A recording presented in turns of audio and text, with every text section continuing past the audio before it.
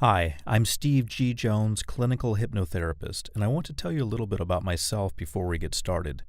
I have a bachelor's degree in psychology from the University of Florida, a master's degree in education from Armstrong Atlantic State University, and a doctorate in education from Georgia Southern University. I'm a certified clinical hypnotherapist, a member of both the American Board of Hypnotherapy and the National Guild of Hypnotists, and I'm president of the American Alliance of Hypnotists. I'm the director of the Steve G. Jones School of Clinical Hypnotherapy. I also serve on the board of directors of the American Lung Association in Los Angeles. I have over 2 decades of experience in hypnotherapy, and I still maintain a busy practice and teaching schedule because I see clients and teach classes worldwide. My client base consists mainly of people who want to lose weight, stop smoking, or gain confidence. Other clients include sales teams interested in boosting motivation and increasing income.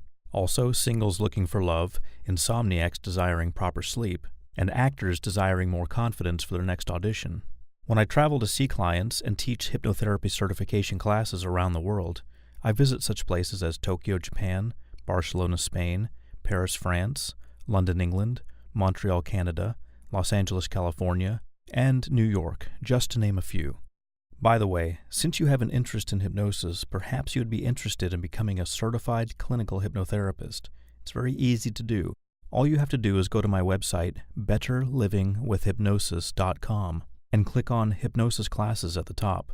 You can either train in person or online. After your training, you'll be added to our worldwide directory of certified clinical hypnotherapists, and you'll receive a certificate. I was fortunate for many years to have my office in Beverly Hills, California, where I worked with such wonderful people as Tom Mankiewicz, the writer of Superman, Geraldine Saunders, the writer of The Love Boat, and many other celebrities. I have been interviewed on CNN, Fox News, and appeared on True TV, in addition to having my own hypnosis TV show. With my over 20 years of experience, I'm happy to share with you techniques that I've both developed and learned, which can help you improve your life. I encourage you to visit my website, betterlivingwithhypnosis.com. There you will find my life's work, 22 books on hypnotherapy, over 3,000 hypnosis recordings available as downloadable MP3s or CDs, and these recordings will program your mind to achieve goals in such areas as weight loss, motivation, and stopping smoking. I also have audiobooks, such as this one, where I'm talking with you and sharing with you in a very dynamic way techniques that you can use to improve your life and the way you do things. The reason I'm telling you all of this is not to impress you, but to impress upon you that I, your teacher, am very capable and I know what I'm talking about. I'm also very happy for the opportunity to share this information with you, so rest assured that you're in good hands, and let's have some fun as we now expand your knowledge. I wish you well in all of your endeavors, and please be sure to visit my website, betterlivingwithhypnosis.com.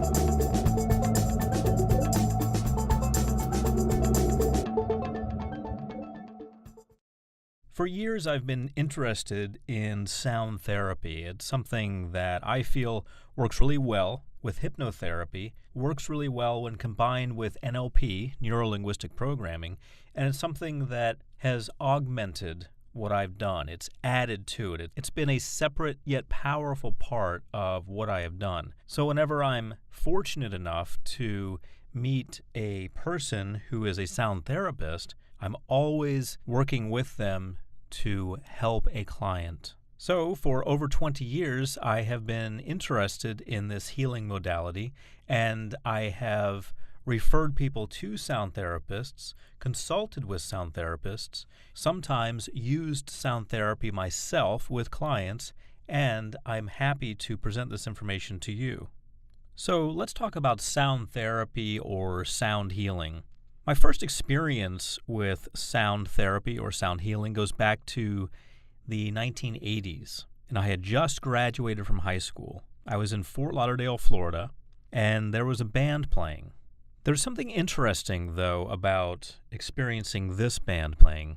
And it wasn't so much what they were doing. It wasn't that it was different than any other band who I'd ever seen play or heard play. It wasn't anything different about the situation in terms of what I was seeing or hearing or anything else. It was just something was different in my mind, something about the way I was processing it, something occurred to me in that moment, which was that sound can positively or negatively influence groups of people. And so this idea of sound having such a powerful influence on people really stuck with me. It was something that had probably been lingering in the back of my mind all my life, but that one night, that one incident really hit it home for me, and I really don't know why. I really don't know why it all came together that night. But in the years since then, remember that was the 1980s. I graduated high school in 1985, so it was 1985. In the years since then, I have worked extensively with sound therapy, integrating it into my hypnosis recordings recently, for example, in the last few years.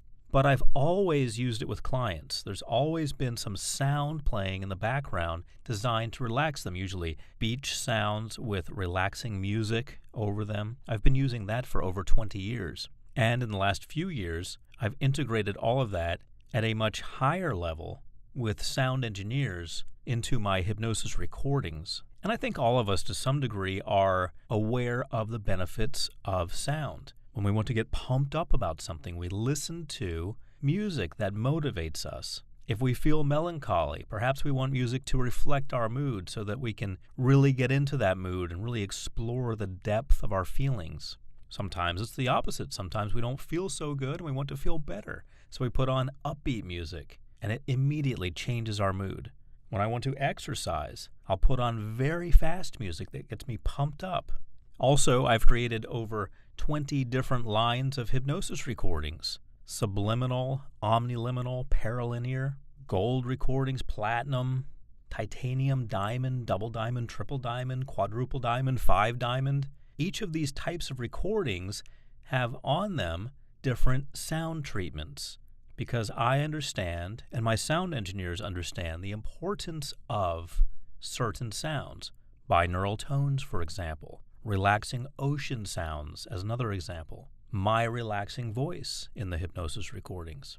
All of these are important, and all of them can cause a person to relax, open their mind, and once their mind is open in hypnosis, then they can change. But even if we're not talking about hypnosis, sound is very important because it influences the way we feel and how receptive we are to certain suggestions, such as the simple suggestion that you feel good.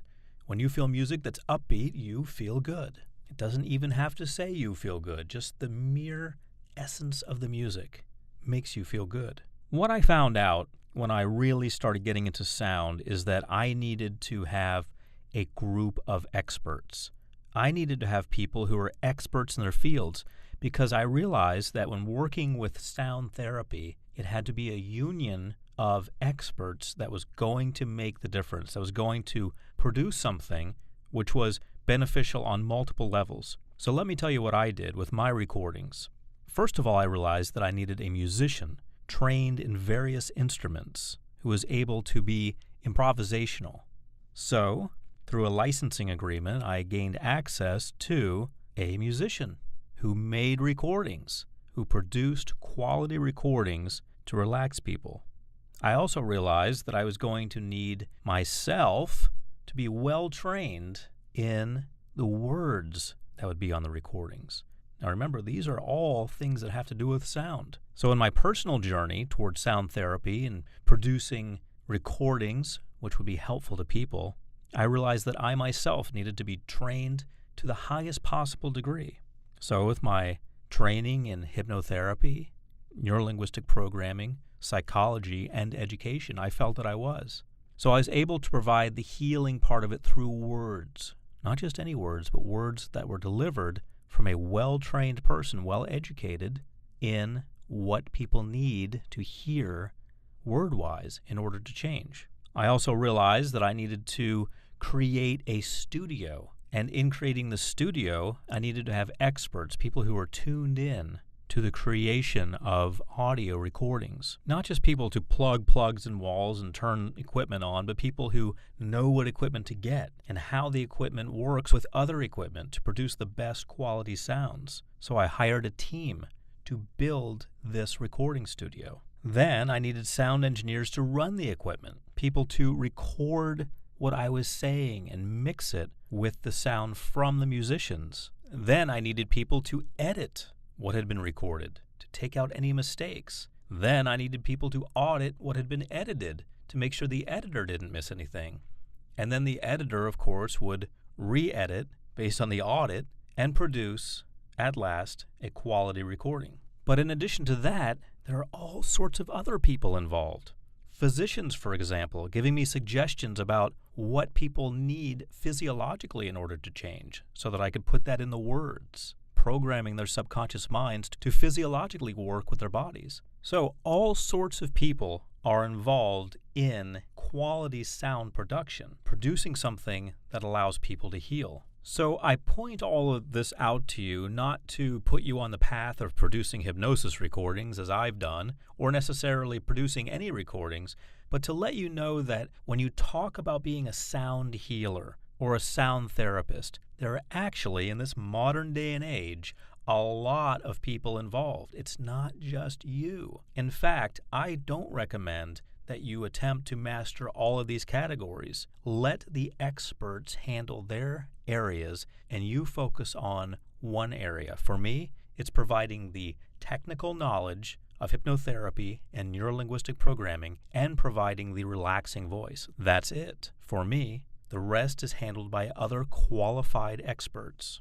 I'm sure that my chief sound engineer, Megan Potter, for example, would not like it if I got in the studio and started editing what I had recorded, because I don't know anything about editing software, and I would probably make a mess of it, just as I wouldn't have her record the recordings, because I am trained in delivering the information that needs to be delivered in such a way that relaxes people when I make a hypnosis recording. So you see, you have different experts in different categories. So when you go down the path of sound therapy, it's important for you to understand that you should specialize in one part of it and let other people handle the rest. Now, maybe for you, you were good at the engineering part of it.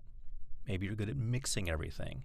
And maybe you need to get a musician to perform a musical piece and get somebody to record some voice. And perhaps you're not that great about going over the details and figuring out what you did wrong, so you get somebody else to audit it and give you a list of what's wrong, and then you correct it. So when you get into sound therapy in this modern day and age, it's important that you realize it's a team effort. It's a group effort. Also, it's important to really read information about sound therapy with a critical eye. Because if you go online, for example, you're going to hear and read all sorts of information about sound therapy. And this sound is powerful for this, and that sound is powerful for that. But I really urge you to study thoroughly to find out what really is effective before you begin compiling sound recordings.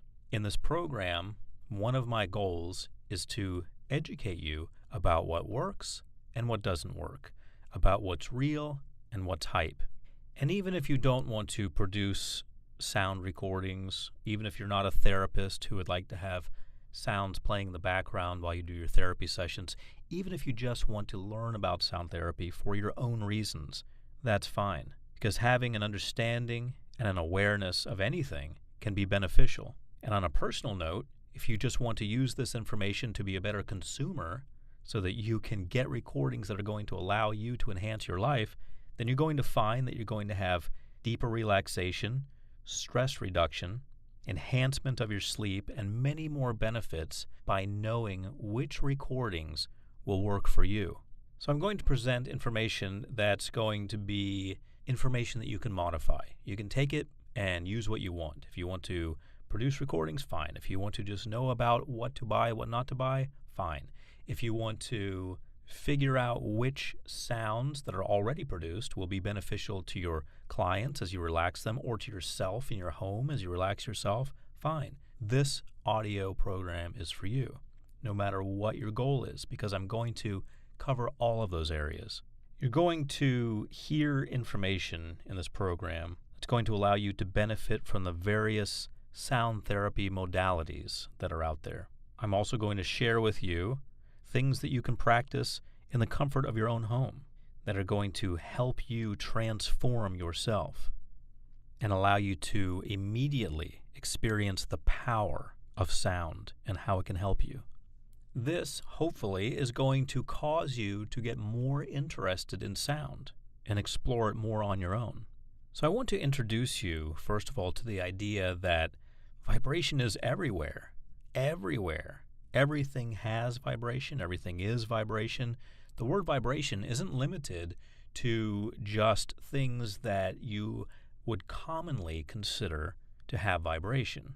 Everything is vibrating. Physicists realize that when you break down something, let's say you have a piece of wood, and you break it down to what's really inside it, you find, at the essence, vibration. When you break something down as far as we currently know how to break it down, you find what can essentially be described as vibration. All of the different items that make up wood, meaning the protons, neutrons, electrons, etc., all vibrate. There's motion going on. There's activity going on. Everything is vibrational at its core. But when we look at a piece of wood, it just looks like it's sitting there, not doing anything. Meanwhile, there's constant activity at the very essence of that piece of wood.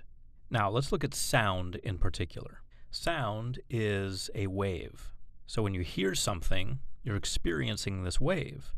Now, this wave is actually air that's moving. So an object has vibrations causing the air to vibrate around it, and the air transports this vibration. When it transports it to our ear, we hear it. But in order to hear it, something fascinating happens. It's turned into a chemical reaction, and then into an electrical reaction. And then it's processed by our brains, and we hear it. When engineers look at sound waves, they look at them in terms of cycles per second. And the essential measurement for sound waves is hertz, which means cycles per second. So frequency, meaning how quickly something's vibrating, is measured in hertz. So if we want to talk about 5 cycles per second, we would say 5 hertz, abbreviated capital H, small z. When something has a low number for hertz, it's going to sound like a deep bass sound. When something has a high number of hertz, it's going to sound like a high sound. Let's take a piano, for example. A piano ranges from about 25 hertz to about 4,000 hertz. Approximately 25 hertz would be the low end of the piano. So we had the low end with the low hertz making a low sound, and the high end with the high hertz making a high sound. Now our hearing is in the range of approximately 16 hertz to 16,000 hertz. So we can barely hear the low end of the piano, because the low end of the piano is around 25 hertz. Our cutoff is around 16 hertz. So the sound would almost become invisible, if you will, if it were any lower on the piano. But on the high end, we're okay, because the piano only goes up to about 4,000 hertz, and we're good until 16,000 hertz. Now, if you were a kid, you would be able to hear closer to 20,000 hertz. So we actually lose some hearing. Whether or not you go to hear loud rock concerts or not, you're going to lose some hearing with age. That's just the way it goes. But kids can hear closer to 20,000 hertz. And by the way, going to loud rock concerts or any other time you're exposed to loud noises really doesn't help. You're going to lose some hearing anyway as a result of age, but you can really accelerate that hearing loss by constantly being exposed to loud sounds. So I recommend protecting your hearing. Just as a side note, protect your hearing. Anything that you don't hear that's actually there. I'm not talking about not hearing something that's not there. I'm talking about something with actual measurable hertz. If it's below the threshold of your hearing, if you're unable to hear it, and it does exist, and it is measurable, we call that infrasound, I-N-F-R-A-S-O-U-N-D. That would be something in the range below your ability to hear it. It's there, but you are just not hearing it. Anything above your ability to hear is referred to as ultrasound. So you've got infrasound and ultrasound. So realize that your infrasound, the sounds that you're unable to hear because they're just too low for you, and your ultrasound, sounds that are too high so you're not hearing them, could be different than your loved ones or your best friends. Perhaps they can hear sounds that you are unable to hear, or perhaps you are able to hear sounds that they are unable to hear. So these ranges vary for different reasons from person to person. These reasons tend to do with age, physical injury, most often physical injury due to excessive exposure to sound, by the way, or just natural differences in people. Let's talk about resonance, R-E-S-O-N-A-N-C-E. This is the vibration of an object. It's a natural vibration, and all objects have a resonance. Remember, everything at a basic level is constantly moving. So everything has vibration, therefore everything has resonance. If you're listening to me now on an MP3 player, that MP3 player, whether it's on or not, has resonance. If you're sitting in a chair or lying in a bed, your chair or bed have resonance. Your shoes have resonance. Everything has resonance. But there are two types of resonance. One type is free resonance. The other is forced resonance. Free resonance means that an object will vibrate only when it is in contact with a frequency that is identical to its own. Think about tuning forks. Let's say you have a tuning fork that's tuned to 50 hertz, 50 cycles per second, and you have another with the same frequency, 50 hertz. You have two tuning forks, 50 hertz each, and you strike one against something to get it to vibrate, and you bring it into contact with the other one that wasn't otherwise vibrating. It will begin to vibrate at that frequency. So that's a striking, if you will, example of the idea of free resonance. In fact, if you have 20 different tuning forks and you just strike one, they will all start to resonate, as long as they're at the same frequency. But if you change things just a little, let's say you have a tuning fork that's 40 hertz and the rest are 50 hertz, and you strike the one that's 40 hertz, the rest won't vibrate. Even if it's 45 hertz and the rest are 50, even if it's 49 hertz and the rest are 50, unless it's an exact match, it will not cause the others to vibrate. So let's look at forced resonance now. This is different because it means that an object will produce vibrations in another object even if it's not an exact match frequency-wise. So here we get into the idea of entrainment, which has become very popular in recent years in sound therapy. Entrainment has to do with forced resonance. So the vibrations of one object can entrain or change the vibrations of another object. Water is an example of this. Water responds to forced resonance. Also, the materials used to create musical instruments are an example of forced resonance materials. For example, on a piano, guitar, violin, etc., we can play many different notes, and yet we can hear them all. The human body is the same way. We will respond to all sorts of different sound frequencies. And so, as you can see, we're getting into the essence of sound therapy. Sounds having an effect on us. And this has to do with our bodily systems, our tissues, our bones, our organs, everything. They all have their own specific frequencies. Put together, they create what's called a composite harmonic. This is our own resonance, our own vibration. So think of your body sort of like an orchestra. All kinds of different instruments or organs, each with their own frequency, but working together. So when we're healthy, everything's working together, producing a wonderful sound, if you will. And when we're unhealthy, things are not working together. Think of it like a band. The drummer starts playing a beat that doesn't make any sense anymore and sort of trips up the lead guitarist and the singer and the bass player. The drummer has taken the band out of harmony. But when everything's working together, even though they're performing their own individual musical pieces, the drummer is playing the drums, guitarist is playing guitar, the bass guitarist is playing bass guitar. They're doing different things, but they're working together. There's a commonality, and that's the way your body works. So let's talk specifically about entrainment now. Entrainment is part of resonance, as I've already described. Entrainment allows the vibrations of one object to alter the vibrations of another, causing the second object to vibrate similarly to the first. Your body does this all the time. Your body synchronizes with itself. If you want to see an example of this principle in action, slow your breathing down. By slowing your breathing down, which you can control, you also indirectly slow your heart rate down. If we were to slow your brain waves, both your heart rate and your breathing rate would slow down. So everything is interrelated. But we also are affected by external vibrations, things that our bodies are exposed to. Our bodies begin to resonate with those things we are exposed to. Now, I mentioned brain waves, and in hypnotherapy, which is primarily what I do, brain waves are very important because we want to put someone in an alpha state or lower in order to put positive suggestions into their minds. But let's take a look at brain waves. There are 4 main types of brain waves that we should concern ourselves with, and those would be beta, alpha, theta, and delta. Beta waves are about 14 to 20 hertz.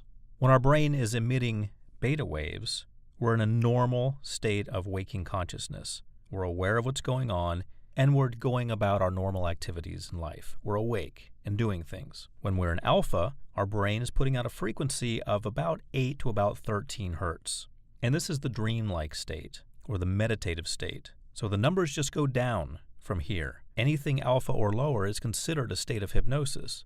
Also, anything below alpha is considered to be an unconscious state. In alpha, you think you're awake sometimes, but you're really not. Like when you drive a car and you don't remember getting there, that's an example of alpha. Your brain was powered down to alpha, but you didn't realize it while you were traveling. Also, if you slip into a daydream while at work or anywhere else, drift off while in the shower, while reading a book, sometimes while being in class, for example, these are all examples of alpha. Theta would be 4 to 7 hertz. Now, I mentioned that theta and lower equate to sleep. However, some people are so adept at controlling their brain waves and controlling their bodies and minds in general that they generate these during wakefulness. For example, shaman can produce theta waves in a high level of consciousness. They're generally found in a deep state of meditation or a deep state of sleep. Next will be delta waves. They occur in the deepest state of sleep, when you're completely out, completely unconscious. But some recent research shows that meditation, very deep meditation, can also produce delta waves.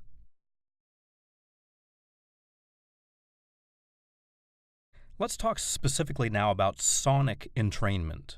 It's important for you to know about ELFs, extremely low frequencies. These are sounds that are just below our ability to hear them. Also, as you may remember, they're called infrasound.